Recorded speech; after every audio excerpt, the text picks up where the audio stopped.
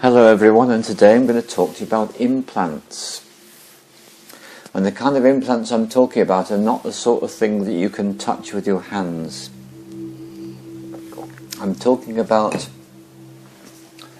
one of the forms of intrusion that human beings experience. Now this is much less common than it used to be. So in my shamanic practice, for example, there was a time I came across a lot of clients who were suffering from what I would call degraded implants. This is much less of an issue than it used to be, but it does sometimes happen still. And in fact it happened this morning, which is what prompted me to make this film. So here's the first thing I want you to understand. Going back historically, there have been examples where there were particular extraterrestrial beings that were not particularly enlightened, and what they did is they decided to install surveillance devices into human beings, and this was for the purposes of gathering information, and it was motivated not by any hostile intent. It was motivated by the intense curiosity about human beings without any real appreciation or respect of us as sovereign beings.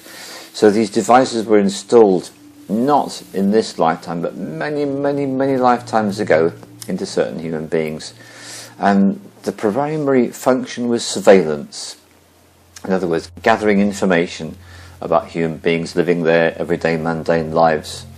Very boring actually, but that's what they were originally intended for.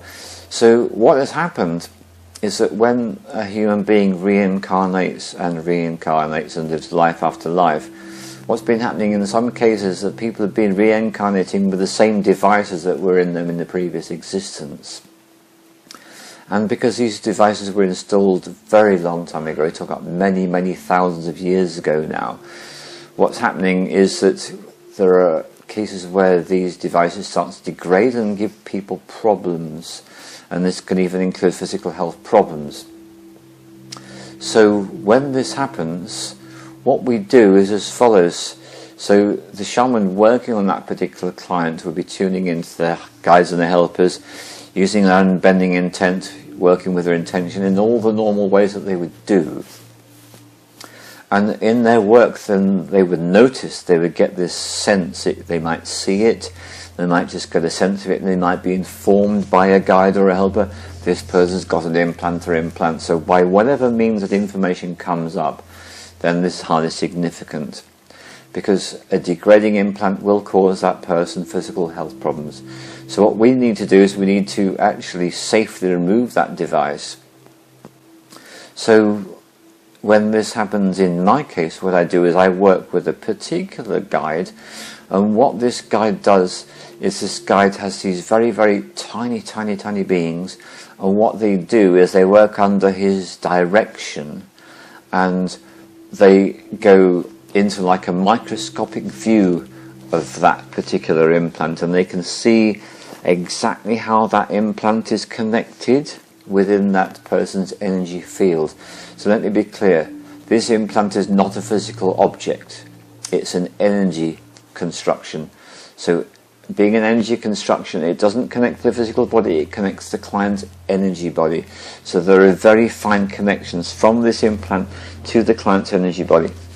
So what happens is that the helpers from this particular guide go in there and they start to very painstakingly unattach. Just imagine if you've got, say, an incredibly complicated leather device which is connected with hundreds and hundreds of sets of leather laces, and what you're going to do is you're going to take each leather lace, you're going to undo the knot, loosen it all off, and this is what happens all like at the same time simultaneously. So these little connections all get loosened off to the point that we're actually able to separate that device, that implant, from the client's energy field. And once all the bonds and connections have been released, then finally that is very carefully taken away and it's sent straight up into the blue vortex, and therefore that problem is solved.